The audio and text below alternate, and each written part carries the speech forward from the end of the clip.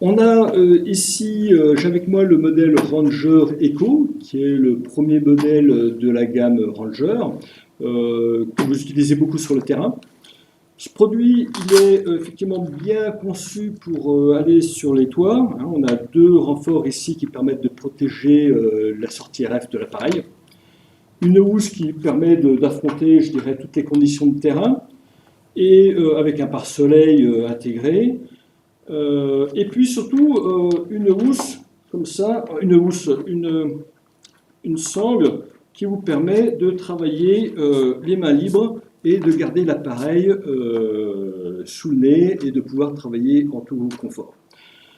Celui-ci est un modèle sur lequel on a un écran uniquement des programmations par touche. Hein, on va travailler uniquement par les touches. Il n'est pas tactile. Les autres appareils de la gamme sont à la fois tactiles et on a conservé les touches, qui est quand même quelque chose d'important sur le terrain. On n'a pas toujours les mains propres.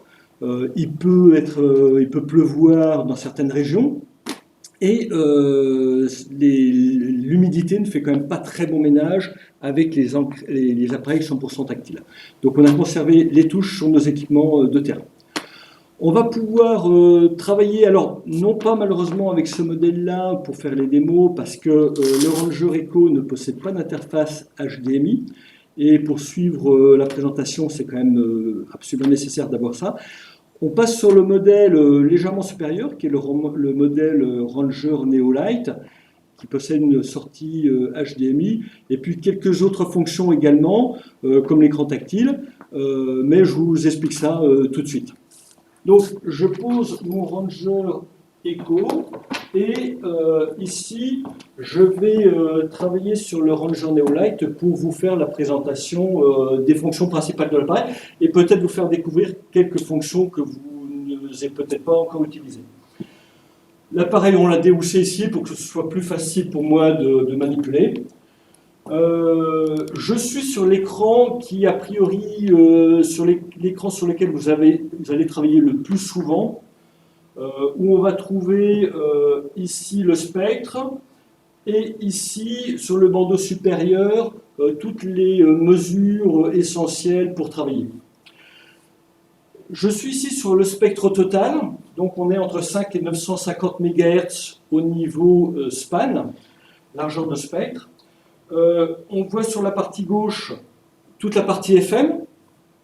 On voit un peu plus loin les premiers multiplex DAB qui commencent à venir à la fois en Europe, en Espagne et puis bien sûr en France. La partie TNT qui nous est réservée pour la télévision. La partie 4G, 5G et le GSM à 900 MHz. C'est intéressant d'avoir toutes ces largeurs d'amplitude de spectre pour les voies de retour, pour travailler sur les canaux DVB-C à partir de 5 MHz, jusqu'à 950 pour vraiment avoir la totalité de spectre, voir ce qui se passe sur le spectre. Ici, j'ai mon joystick qui est indiqué sur span, donc je peux zoomer grâce à mon joystick, hein, je travaille avec le joystick. Si j'appuie sur le joystick, je passe en mode channel et je vais pouvoir déplacer mon marqueur rouge à un endroit du spectre. Je vais aller me caler sur un multiplex ici. Voilà. Donc dès que je suis sur le multiplex, l'appareil va retrouver la modulation du multiplex sur lequel il se trouve. Et je vais avoir ici toutes les mesures nécessaires pour qualifier mon signal. Alors, on a ici, on travaille sur le canal 23, hein, je me suis mis sur le canal 23. J'ai ma fréquence, 490 MHz, qui n'est pas... Alors, en France, on va avoir un décalage de 166 kHz pour des raisons historiques liées à l'ancien plan de fréquence analogique. On a conservé ce décalage de 166 kHz pour des raisons que j'ignore, mais ne soyez pas surpris de voir un 166 kHz arriver derrière votre 486. On a notre puissance ici. La puissance à la prise, entre 45 et 70 dB microvolts pour pouvoir travailler dans de bonnes conditions. Notre valeur de C sur M ici, Je ne suis pas un grand fan de la valeur de C sur N, autant c'est une valeur qui est absolument nécessaire pour l'analogique, c'est une valeur qui est un petit peu difficile pour le numérique, parce que pour faire un bon travail de C sur N, on sait mesurer la puissance du signal. La puissance de bruit est un peu difficile en numérique, parce que on a du mal à se mettre au pied de la porteuse, hein, au pied du signal. Pourquoi? Parce que bien souvent, il peut y avoir d'autres multiplexes à côté, hein, soit des multiplexes adjacents, soit un multiplex qui vient d'une région voisine, donc qui risquerait de fausser la mesure, Donc, méfiez-vous de la valeur de C sur N, elle n'est pas à prendre comme parole d'évangile. Par contre, le MER vient remplacer un petit peu tout ça. Le MER, c'est notre indice de qualité, c'est vraiment là-dessus qu'on doit focaliser toute notre attention pour bien qualifier le signal. Ici, le CBER et le VBER, le nombre d'erreurs, le taux d'erreur avant la correction et après correction. Avant correction nous intéresse plus parce que c'est le signal brut qui arrive. Après correction, le signal a déjà été bien corrigé par l'électronique du récepteur, donc il n'a pas trop de valeur importante pour faire une installation, optimiser une installation. J'ai essayé le meilleur pour la fin, le link margin. Le LM, c'est une indication qui n'avait pas trop d'intérêt jusqu'à présent, tant qu'on travaillait sur des multiplexes qui avaient la même modulation. En France, les 6 multiplexes nationaux sont traditionnellement, sont modulés en 64 QAM, 8 RB 3 sur 4, enfin peu importe, il y a une modulation. Et on sait qu'on va commencer à avoir des problèmes de mosaïque et de pixelisation à partir de 18 dB de MER. Donc ça, on n'avait pas besoin de link margin. Je fais une petite parenthèse. Le link margin est la valeur entre la valeur de MER qui est indiquée ici, donc en l'occurrence 35 mégabits, et la valeur où on estime que le signal n'est plus correct.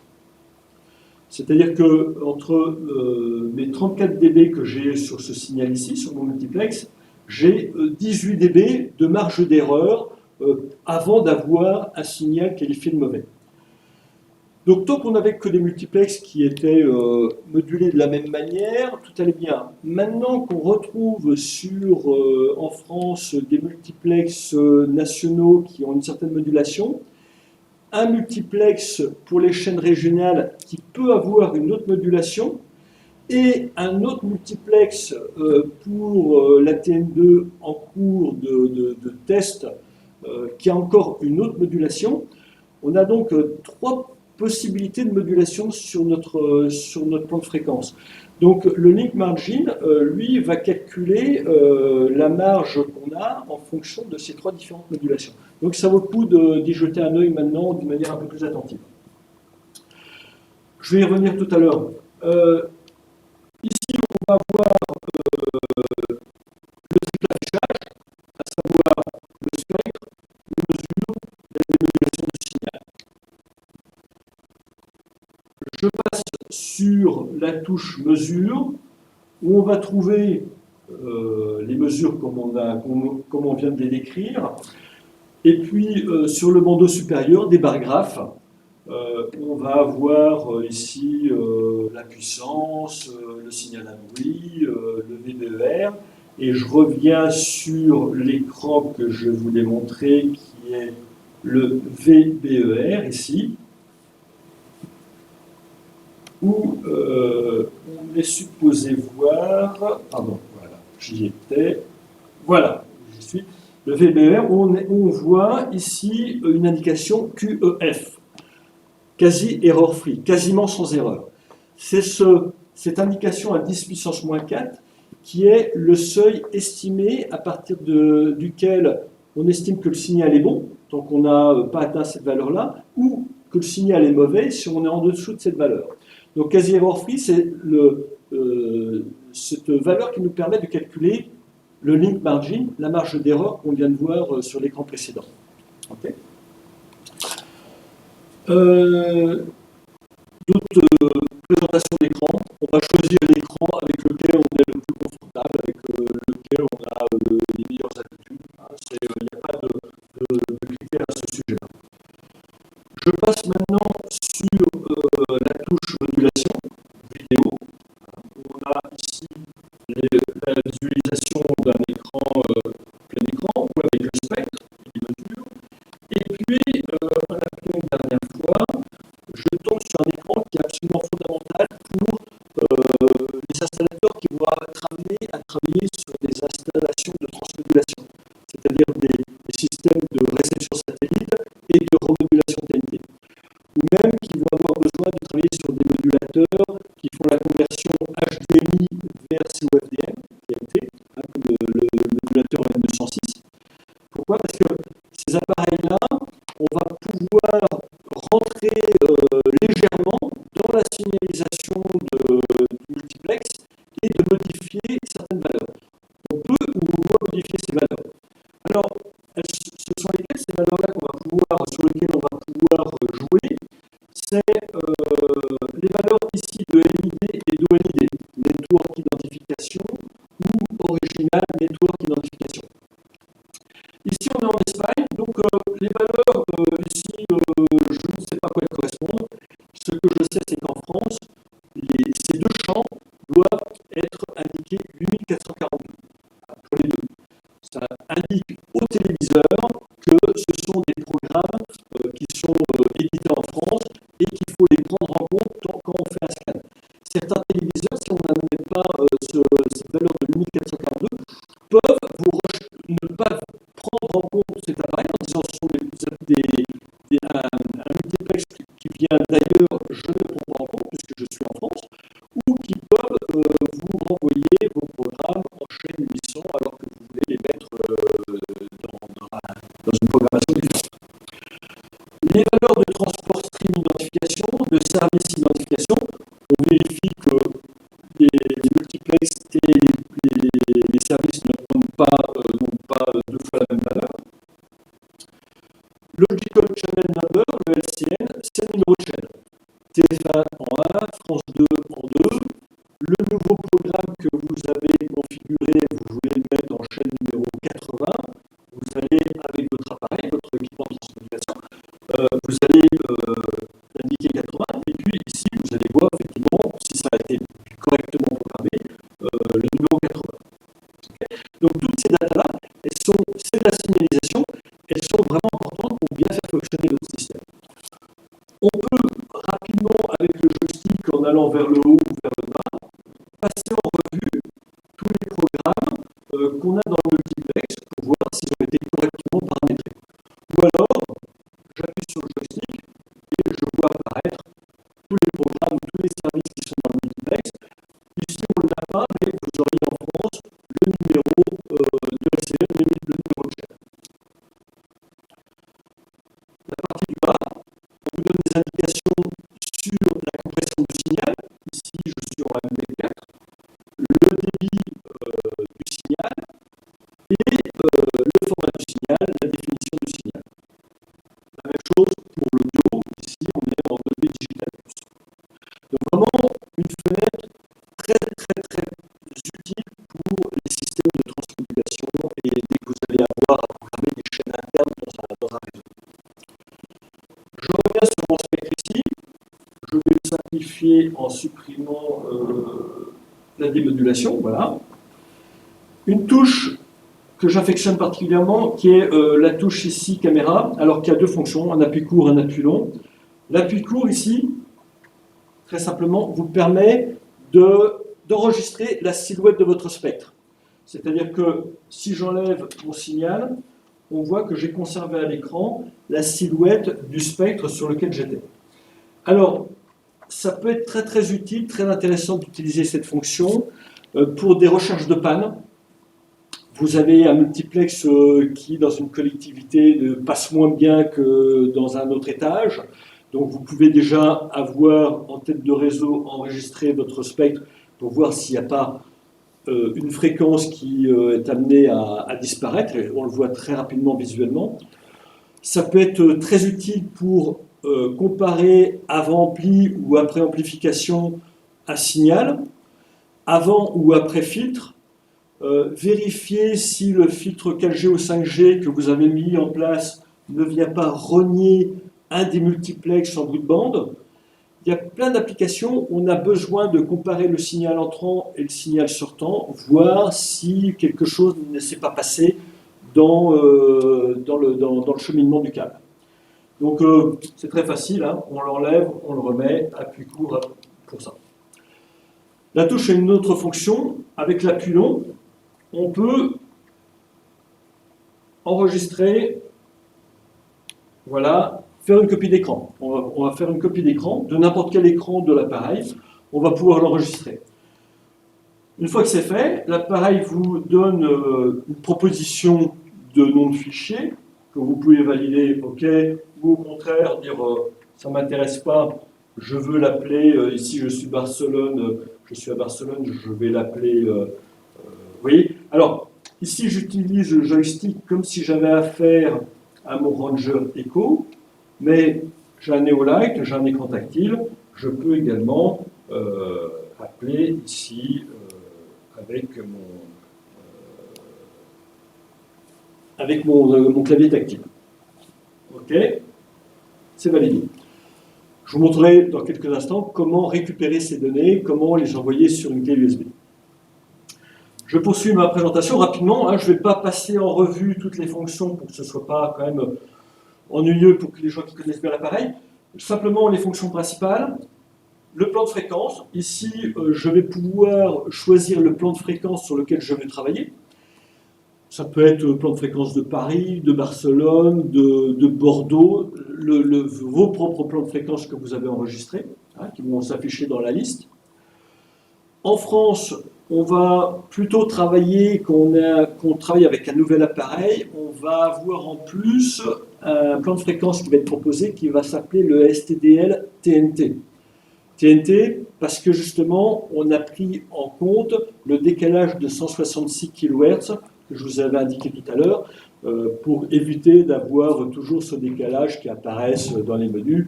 On a proposé un plan de fréquence STDL-TNT qui correspond au plan de fréquence utilisé en France. Qu'on ne trouve pas ici, mais vous l'avez sur votre appareil. Ici, quand même très important de pouvoir basculer en mode canal ou en mode fréquence. D'accord ? On fera l'essai tout à l'heure. Voilà pour les fonctions principales de cette touche F1. DVB-T, normalement, vous n'êtes pas amené à travailler, si vous travaillez uniquement sur de la TNT traditionnelle, vous n'allez jamais aller sur la touche F2. Elle va vous permettre de vérifier comment est modulé votre multiplex. Donc ici, on est sur du DVB-T, largeur de canal 8 MHz, nombre de porteuses, 8000. Okay. L'intervalle de garde, la constellation, code rate, qui correspond au taux de Viterbi, c'est-à-dire au système de correction d'erreur.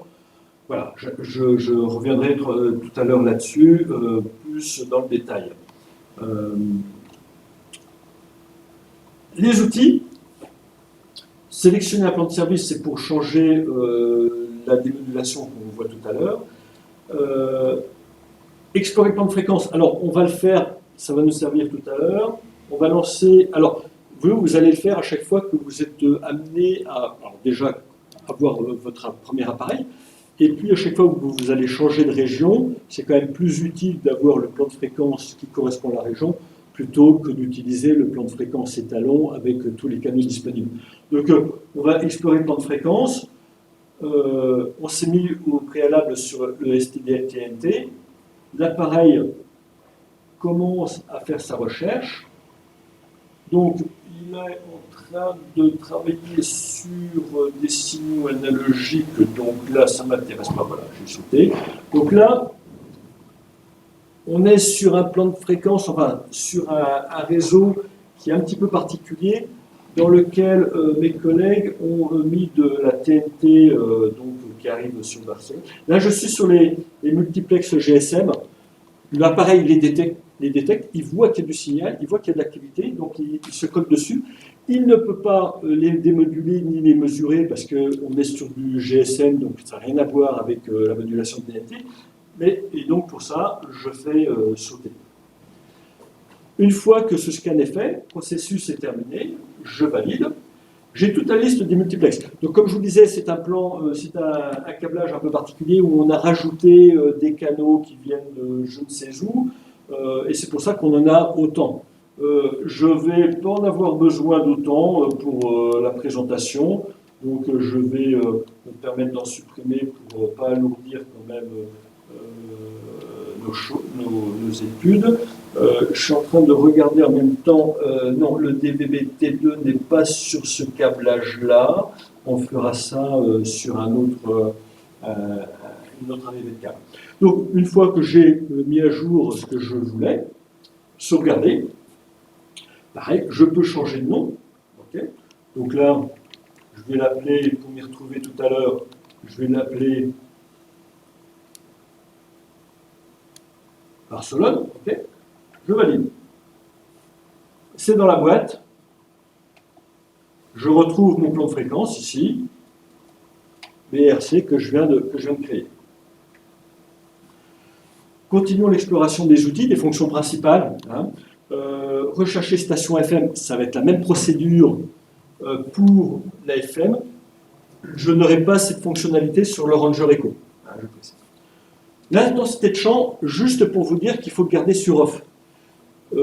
C'est ce qui permet de mesurer avec une antenne étalon l'intensité du champ. Très peu d'entre vous vont l'utiliser, c'est vraiment des fonctions particulières. Par contre, si vous le mettez sur on, vous risquez de ne pas pouvoir automatiquement démoduler le signal. Donc si vous avez quelque chose de bizarre sur votre appareil qui vous met générique, c'est peut-être parce que vous avez mis l'intensité de champ sur on. Donc remettez-le sur off. Fonction data logger, c'est si simple que c'est pourquoi ne pas s'en servir. J'ai deux possibilités, nouveau ou test and go. Test and go, je lance, l'appareil prend tous les canaux de mon plan de fréquence que je viens de créer, Barcelone, d'accord. Il va, il va peut-être pas les prendre tous puisque certains je les ai retirés. Il va mesurer chacun des multiplexes, et puis il va me proposer à la fin, une fois qu'il aura fini de travailler. Donc pendant ce temps-là, vous pouvez vaquer à vos occupations, travailler sur votre installation, faire différentes choses, pendant que l'appareil travaille. Et puis, une fois que c'est fait, vous avez ici le récap de vos mesures. Okay. Donc avec les valeurs de C sur N, les valeurs de MER, margin, la puissance. Ce qui vous permet, alors, si jamais j'avais une valeur qui était un petit peu, qui serait mauvaise, l'appareil vous l'indique en rouge en disant pour attirer votre attention sur quelque chose qu'il a repéré de pas correct. Ça vous permet d'aller beaucoup plus vite. Si vous avez sur une installation plusieurs mesures à faire pour garantir au client final ou pour vous-même de bien vérifier dans un hôtel, vérifier tous les étages, voir toutes les chambres, vous pouvez à chaque fois faire le point 01, point 02, point 03, et tout ça sera remis dans le même fichier. Okay. Je reviens sur mon spectre, et cette fois je vais aller sur Nouveau. Donc là, on va faire la même chose, mais d'une manière un petit peu plus approfondie. Donc là, le DAT0, je ne veux pas l'appeler DAT0, mais je vais l'appeler avec un grand B pour ne pas me mélanger tout à l'heure les pinceaux. Je vais l'appeler BA bar data. Voilà, BR data, ok. Je fais suivant. L'appareil me propose sur quel plan de fréquence terrestre je veux travailler. Je vais prendre celui qui m'intéresse ici. Suivant. Il me propose de travailler sur un plan de fréquence satellite si je le souhaite. Là, je vais aller directement sur suivant parce que les plans de fréquence satellite, s'ils commencent à mesurer tous les canaux, on va en avoir pour un certain temps. Je verrai tout à l'heure comment essayer d'avoir des plans de fréquence satellite réduits pour avoir que quelques fréquences d'utiliser, mais on verra ça tout à l'heure. Suivant, félicitations, terminé. Je peux commencer mon premier point de mesure ici. OK. Et l'appareil va relancer cette mesure de data logger, capturer mesure, avec possibilité, donc ici, on a vu, de mesurer en plus les plans de fréquence satellites, au cas où. Donc ce sont des fonctions quand même qui sont assez faciles à utiliser, avec un peu d'habitude, qui permettent d'enregistrer dans le mesureur des points de mesure. C'est pas inintéressant quand on est sur des installations ou des installations importantes avec un client important pour garder ça en mémoire, pour faire un suivi. Ça peut être également intéressant dans des cas où on se dit oula, je suis sur un site qui est peut-être un petit peu tangent.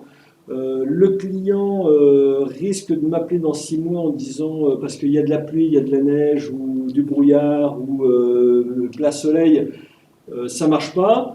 Au moins, j'ai une trace écrite de ce que j'ai mesuré à l'instant où j'ai fait l'installation. Ça permet d'être un peu tranquille et de pouvoir discuter ensuite avec le client et de savoir ce qu'on a fait déjà soi, se dire ah oui, le multiplex, tel multiplex était un peu fragile, je ne suis pas surpris. Continuons. Enregistrer les services, vous n'aurez pas cette fonction-là dans le Ranger Neo, c'est pour enregistrer des fonctions. Analyse des échos. Alors, il y a beaucoup de fantasmes sur l'analyse des échos. Vous avez la même fonction sur le Ranger Echo. Ce qu'on voit ici à l'écran, c'est la partie noire, ça correspond à la zone protégée par l'intervalle de garde. Hein. L'intervalle des échos, la durée de protection correspond à cette valeur d'intervalle de garde. On a vu ici sur l'intervalle de garde, sur 4. Donc, toutes les impulsions, tous les signaux qui viennent d'un émetteur voisin ou d'un écho, d'une réflexion, qui arrivent à l'intérieur de cet intervalle de garde, sont constructifs. Ils ne sont pas destructifs, ils peuvent se construire, c'est-à-dire s'additionner et améliorer éventuellement le signal. Par contre, si on arrive sur des échos qui sont dans cette zone rouge, en dehors de l'intervalle de garde, ils ont potentiellement, ils peuvent détruire, dégrader votre signal. Alors, il ne faut pas non plus lever les bras au ciel dès qu'on voit quelque chose.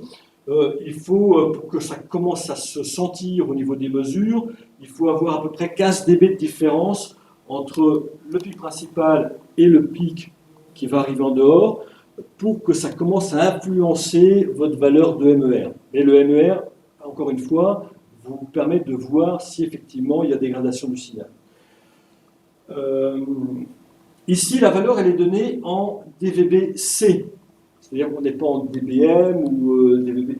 C'est du dB relatif. C'est-à-dire que peu importe la puissance du pic principal, on va le mettre ici sur le 0. D'accord ? Et puis, la valeur qui est donnée du pic secondaire va être une valeur relative à ce pic principal. Donc, on est en dVB-C dans ce cadre-là, avec le retard et la distance estimée entre l'émetteur principal, que vous voyez ici, et puis celui qui provoque votre écho, qui permet de savoir peut-être avoir une idée, une estimation d'où se trouve ce fameux émetteur perturbant. Continuons là-dessus. La constellation. Alors, on va regarder un petit peu ce qui se passe au niveau constellation, parce que ça va nous permettre de comprendre des choses ensuite pour le DVB de T2.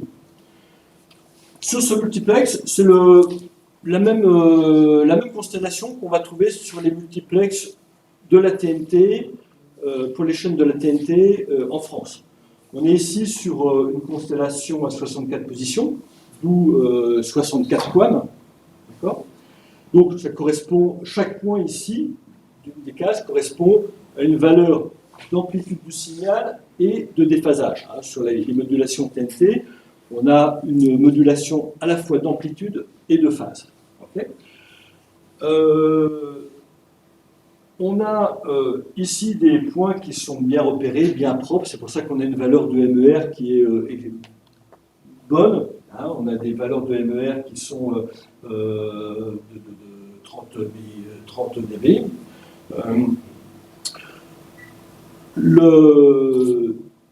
On va voir en France que les multiplexes des chaînes locales ne sont pas toutes en 64 QAM. Vous allez, si vous regardez la constellation d'un multiplex local, vous pouvez avoir la surprise de voir du 16 QAM par exemple. C'est-à-dire que vous n'aurez pas ici 64 positions, vous n'en aurez que 16. Okay. Le DVB-T2, on va y revenir tout à l'heure, vous n'aurez pas non plus, pas forcément du 64 QAM. Donc, la constellation est un peu différente. C'est pour ça que les valeurs, encore une fois, de link margin sont intéressantes, parce qu'elles nous permettent de comparer notre signal, même si vous avez des valeurs de modulation enfin des constellations qui sont différentes. Les deux points qu'on voit ici, ce sont des fréquences pilotes. On peut s'amuser, si on en a le goût, de regarder ici, par exemple, les fréquences pilotes. Hein. Ici, par exemple, je vais me mettre sur une valeur on doit être autour des 30 de mémoire ou 50. Hop. Ah. Ça, et que je me mets ici sur si ma mémoire ne me fait pas défaut. Voilà, ici j'ai isolé une porteuse en particulier, hein, la porteuse numéro 50, qui n'est pas une porteuse modulée à 64 QAM. Dans votre signal TNT, vous avez réparti à intervalles réguliers ce qu'on appelle des porteuses pilotes, qui sont modulées ici simplement en 2 états de phase, donc des porteuses extrêmement robustes à tout, mais qui permettent au récepteur de se dire, voilà, il y a un signal, je sais comment il est modulé, parce qu'elle porte des indications de comment le reste des porteuses est modulé, et qui permet de venir récupérer le signal et commencer à travailler avec le signal. D'accord ? Je reviens ici, je me remets à 0, et puis voilà, et ici... alors, bon, c'est juste pour le fun, voir un petit peu pourquoi on a ces deux points ici qui apparaissent à l'écran de la constellation. Continuons. Test de brouillage LTE. Fonction qui permet de visualiser, enfin de mesurer. Alors, je n'y prends pas bien, pardon, je vais revenir en arrière. Si je peux, voilà, tac. Je vais, avant de faire ça, venir sur le multiplex qui risque d'être le plus dégradé, à savoir le multiplex. Ah ben, ça va être normalement celui-ci, mais comme je suis sur un point de fréquence que j'ai un petit peu travaillé, je vais me mettre sur le canal 41. Bon, okay. Donc je me positionne sur le multiplex le plus élevé en fréquence, celui qui est le plus près des fréquences GSM. On me propose de brancher un filtre LTE, donc là j'en ai pas sous la main, mais on pourrait le faire. Je fais oui. Normalement, si j'ai branché un filtre LTE correct, je devrais voir disparaître justement ces fréquences GSM qui apparaissent ici à l'écran, puisque le filtre devrait faire son office et donc éliminer tout ça. L'idée de ça, c'est de faire ma mesure sur le canal 41, donc de faire des mesures de MER min et max, hein, puisqu'on va prendre un intervalle de temps sur ces mesures-là un petit peu plus long, hein, donc on voit s'il y a des variations de valeur de MER. Une fois que c'est fait, l'appareil, je continue, il me propose de débrancher le filtre, je débranche le filtre, je valide, et on refait la même mesure, mais cette fois sans le filtre, et l'idée, c'est de pouvoir comparer une mesure avec filtre, une mesure sans filtre, et de voir si effectivement le filtre LTE qu'on a inséré vient améliorer les valeurs de MER. Donc dans notre cas, on va avoir les mêmes choses, puisqu'effectivement j'ai triché un peu, je n'ai pas mis de filtre. Mais si on a mis un filtre qui est vraiment actif et qui réellement permet d'optimiser votre réseau, vous allez voir la différence. Ça vous valide dans le fait que vous allez pouvoir, par exemple, mémoriser cet écran-là et avoir une preuve, si nécessaire, que vous êtes intervenu et que vous avez mis un filtre qui permet d'améliorer la qualité du signal. Test d'atténuation. Voilà, l'essentiel des fonctions est ici. Je reviens à mon spectre principal. Vous avez vu ici que mon spectre, j'ai simplement mis la silhouette du spectre au niveau de l'affichage. C'est un peu plus convivial au niveau qu'on a à l'intérieur. Vous allez certainement, vous, si vous travaillez sur le terrain, vous mettre en mode plein, voilà, hein, qui permet d'avoir un meilleur contraste au niveau de votre spectre et de voir ça de manière un peu plus nette quand on est à l'extérieur. Après, c'est une question de goût et de choix de travailler avec l'un ou l'autre.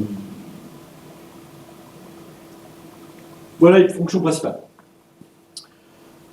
Je vais ici choisir éventuellement le terrestre ou le satellite. Bon, passons.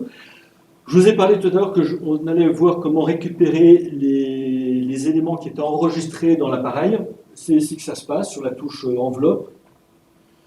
Alors, c'est un peu perturbant cet affichage. Vous avez ici, principalement dans votre appareil, probablement une seule configuration, un seul chantier qu'on appelle défaut, par défaut, hein, qu'on retrouve en haut de l'écran ici, défaut. Ce n'est pas parce que l'appareil est en défaut, c'est qu'on a paramétré l'appareil par défaut. L'idée de ça, c'est de pouvoir avoir un appareil qui puisse être configuré de plusieurs manières différentes. Par exemple, si vous êtes plusieurs techniciens à partager le même appareil, chacun aura peut-être envie d'avoir sa configuration avec ses fichiers en mémoire, avec son propre environnement. Donc il va appeler Jean-Pierre, sa configuration, l'autre technicien prendra un autre nom, et ainsi de suite. Si vous êtes le seul à travailler sur votre appareil, que vous êtes toujours sur les mêmes installations, vous n'avez qu'un seul chantier, qu'une seule configuration qui va s'appeler par défaut, et c'est tout. Vous éditez, et là, sur la partie gauche, apparaît tout ce qui est en mémoire dans l'appareil. Donc il y a pas mal de choses. Pour faire le tri, on va venir ici choisir soit les captures d'écran, soit les data loggers, soit différentes choses qui sont en mémoire dans l'appareil. Capture d'écran, on en a fait une tout à l'instant. On va pouvoir ici chercher Barcelona, voilà, on va ouvrir. Voilà. En option, on peut visualiser à plein écran pour mieux voir, observer ce qui se passe. On peut cocher le fichier ici et ensuite aller sur la touche F2 pour l'exporter sur la clé USB. Alors là, elle est grisée parce que je n'ai pas de clé USB insérée dedans. Dès que vous avez mis une clé USB, la fonction est validée et vous pouvez transférer toutes les données de l'appareil sur votre clé USB. Je n'ai pas encore fini au niveau du terrestre. Je vais faire un petit peu retour en arrière. Ah non, encore avant de faire un retour en arrière, je vais quand même continuer pour finir avec cette touche enveloppe. Donc un appui court, on rentre dans les mémoires de l'appareil. Un appui long, vous allez rentrer dans le menu. Donc avec toutes les informations qui concernent l'appareil, son numéro.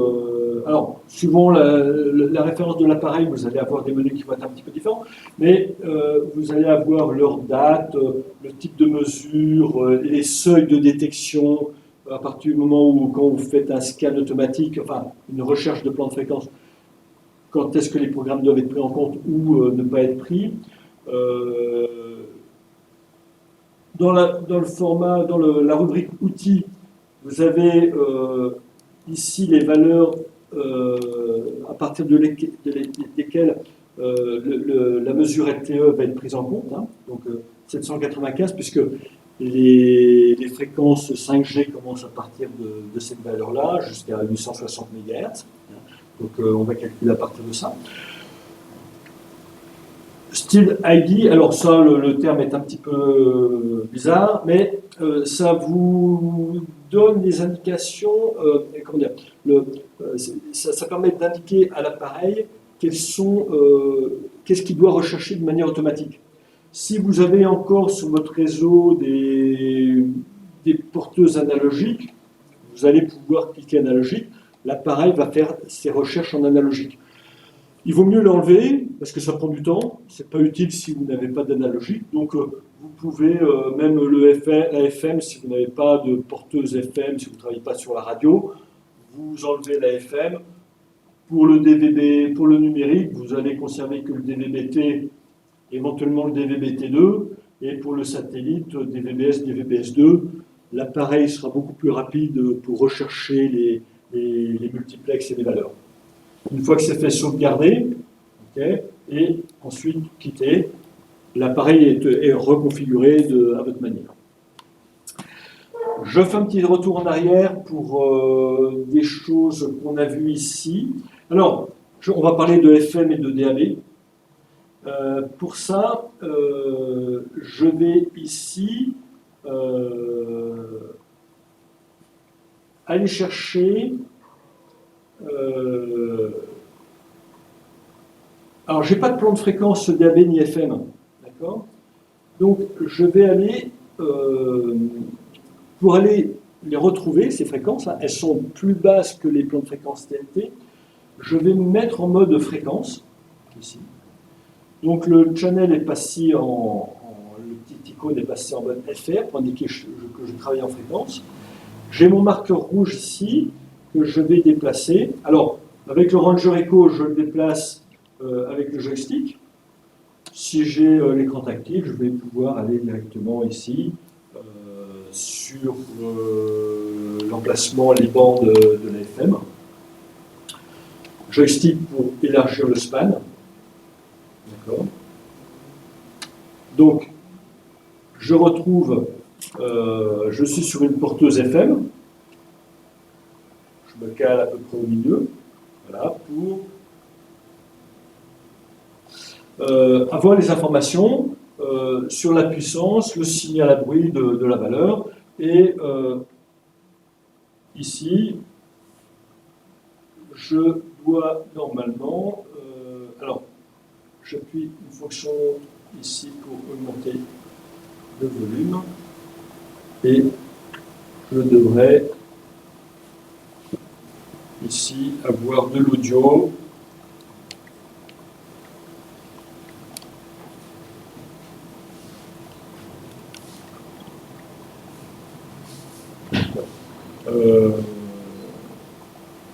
Je devrais avoir de l'audio, mais bon. La FM. Je vais aller, alors plus intéressant, je vais aller voir ce qui se passe au niveau DAB. J'élargis mon span ici pour essayer de voir. Alors, là, je mets multiplex TNT, et puis je vais décaler mon marqueur rouge, hein, mon repère, je vais les décaler sur les fréquences DAB, qui sont un petit peu décalées ici, voilà. J'appuie sur le joystick, je vais mettre du span, et on a ici des multiplexes DAB. Ça ressemble à peu près à un canal. Bon, là, ils sont particulièrement abîmés, mais on est sur une modulation COMDM, donc on n'est pas sur l'analogique, on est vraiment sur un multiplex qui est beaucoup plus étroit que le multiplex TNT. Pour essayer d'avoir des mesures là-dessus, je vais me mettre... Alors, c'est là où la touche F2 peut avoir son intérêt. Je vais ici me mettre sur le mode générique. Ce que je vous présente là, c'est pour les appareils qui n'ont pas cette fonction DAB, cette option DAB, hein, puisqu'on propose des appareils qui ont les options DAB, ça se fait automatiquement. Pour les appareils qui n'ont pas du tout cette fonction DAB, on peut néanmoins regarder un petit peu ce qui se passe au niveau DAB. Et puis ici, donc on s'est mis en mode générique, c'est-à-dire qu'en mode générique, on va être capable de mesurer la puissance du signal, mais on ne va pas pouvoir rentrer dans le signal, démoduler le signal et faire des mesures de taux d'erreur. On pourra simplement faire de la mesure de puissance. Donc je me mets en mode générique. Ici, la largeur de canal, ça tombe bien, elle est déjà rentrée, 1536. La largeur du DAB qu'on utilise communément, c'est 1536 kHz. Il peut y avoir d'autres valeurs, mais ce qu'on voit en France et en Espagne, on est à 1536. Donc là, j'ai mon multiplex DAB qui est bien présent ici, et je suis capable de mesurer la puissance du signal DAB. On fera un peu plus de DAB avec les appareils qui sont au-dessus, en haut de gamme, qui eux permettent de faire une mesure de taux d'erreur, de rentrer dans la constellation du DAB. Mais pour les appareils de base, on peut quand même faire une mesure de puissance DAB. Je crois que j'ai... Ah non, bah non, il faut passer au mode satellite maintenant. Alors j'ai terminé pour la partie terrestre. Je vais donc maintenant basculer en mode... Alors, ici, sortie d'alimentation, etc., enfin, tout ce qui est normal. Je bascule en mode satellite. Je vais me positionner, mettons 19 degrés Astra. J'ai un span de 50 MHz. Je vais me mettre en mode... Mais je n'ai pas de DAB, de SAT sur cette entrée. Donc là, hop, on va changer le câble.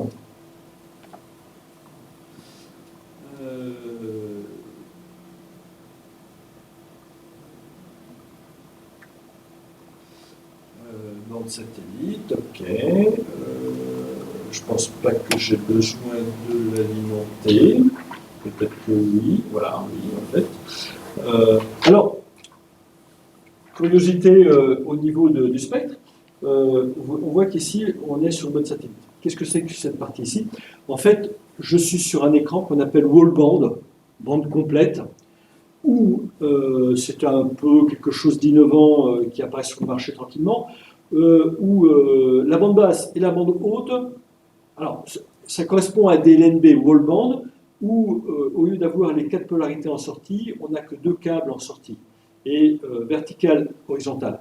À savoir que la bande haute et la bande basse sont sur le même câble, sont sur la même sortie.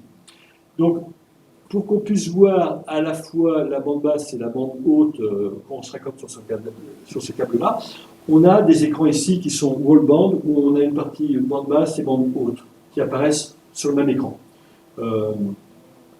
C'est pas un souci, on peut venir ici se promener dans le spectre. Je vais me mettre en mode span ici et puis voir l'ensemble de mon spectre ici. Le mode satellite, alors ici j'ai la chance, j'avais demandé 19 Astra.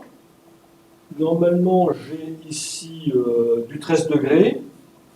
L'appareil me dit non, tu n'es pas sur Astra comme tu l'as indiqué ici, on est bien sur 13 degrés.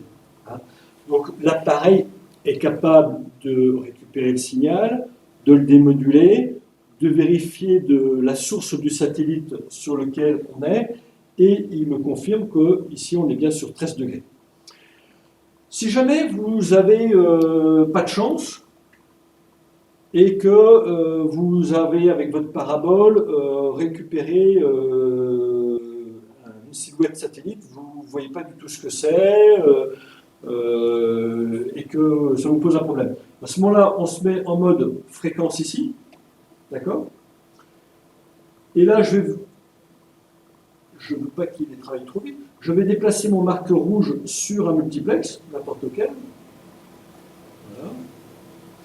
Je me mets au centre du multiplex. Alors pareil, hein, si j'ai l'écran tactile, ben, je vais aller directement là où j'ai envie. On va laisser l'appareil.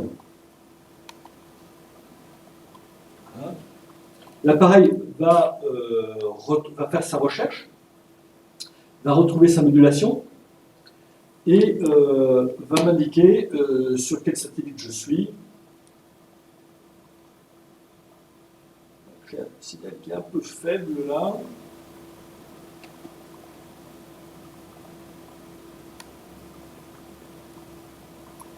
Là, pour le coup, j'ai plus de bonne réception.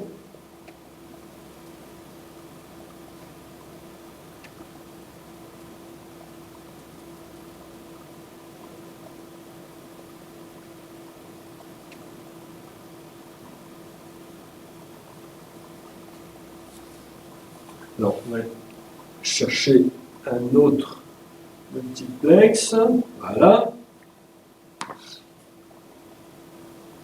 Donc, l'appareil retrouve la modulation automatiquement de ce nouveau satellite qui l'ignore complètement, hein, puisque là, on n'est plus sur un plan de fréquence déjà programmé, et il me dit on est bien sur 13 degrés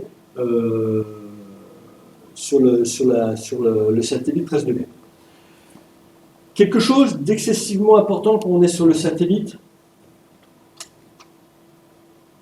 ça va être ça. Ça, c'est ce qui fait l'essentiel de la qualité d'un mesureur. La vitesse de balayage. Je ne l'ai pas trop évoqué en terrestre, parce que la vitesse de balayage en terrestre, c'est toujours sympathique, mais ce n'est pas primordial.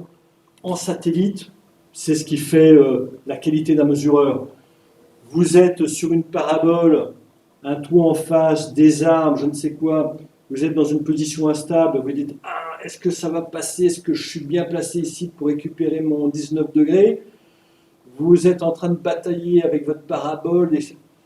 Si vous avez un mesureur comme 90% des mesureurs Promax font, que vous avez un temps de latence, un balayage qui se fait tous les 2 fois par seconde, tranquillou, vous avez le temps de vous muscler les bras en jouant à la parabole avant de tomber sur le « Ah, j'ai un bout de spectre ». Vous avez ici un appareil où vous avez 10 balayages par seconde. Vous allez passer devant un spectre, vous allez tout de suite l'accrocher. Vous allez tout de suite voir au spectre quelque chose qui apparaît. Et ça, c'est vraiment fondamental, parce que même si on est un vieux de la vieille, qu'on connaît les positions, le 19 degrés, le 13 degrés, ok, mais un jour, vous avez des arbres devant vous, vous avez un toit, vous avez une façade, vous dites, est-ce que là, je peux récupérer, est-ce que ça va passer en haut des toits, est-ce que je peux... C'est là où vous avez besoin d'un mesureur qui va très très vite pour vraiment vous décider, vous dire, ah oui, c'est bien là où je peux m'installer, je peux fixer mon mât, je peux fixer ma parabole et travailler ici. Voilà. Donc vraiment essentiel, la vitesse de balayage. Les fonctions, vous allez retrouver les mêmes que celles qu'on a effectivement vues pour le terrestre. Une chose qu'il faut voir en plus, c'est la partie d'ISEC. Donc on va rentrer dans le menu de l'appareil. Ici, le mode d'ISEC. Il est sur off. Vous voyez, on a outil avancé. Je vais le basculer sur on. Je vois apparaître de nouvelles rubriques, de nouveaux menus. Commande ou programme. Suivant les constructeurs d'équipements, travaillent soit avec des commandes, soit avec des programmes. Vous allez pouvoir ici choisir vos paramètres de switch pour pouvoir travailler sur l'un des deux modes, enfin suivant le mode du constructeur, comment le matériel réagit. Et vous avez ces deux possibilités au niveau des commandes d'ISEC pour travailler soit commande, soit programme. Si on a le temps tout à l'heure, on regardera avec le PC comment récupérer un plan de fréquence satellite depuis, par exemple, KingOfSat, hein, bon, c'est quelque chose de traditionnel, et pouvoir éventuellement modifier ce plan de fréquence. Ça peut être pas mal. Par exemple, je prends le cas de FranceSat, hein, 5 degrés ouest. On a sur le plan de fréquence FranceSat un certain nombre de transpondeurs qui sont présents. Ce qui nous intéresse, ça va être les programmes, les transpondeurs BIS-TV et puis FranceSat. Les autres, on n'a pas vraiment de grande utilité. Donc, on peut récupérer le 5 degrés ouest, B, hein, le nouveau, supprimer tous les transpondeurs qui ne sont pas intéressants, ne conserver que les 4 ou 5 ou 6 qui correspondent à FranceSat, BIS-TV. On se fait un nouveau plan de fréquence satellite avec ces transpondeurs-là, et comme ça, on vient, tac, tac, tac, sélectionner uniquement le plan de fréquence, enfin les transpondeurs qui nous intéressent. N'hésitez pas si vous avez des questions hein, sur ces points au niveau terrestre et satellite. Je crois que j'ai fait le tour sur ce point.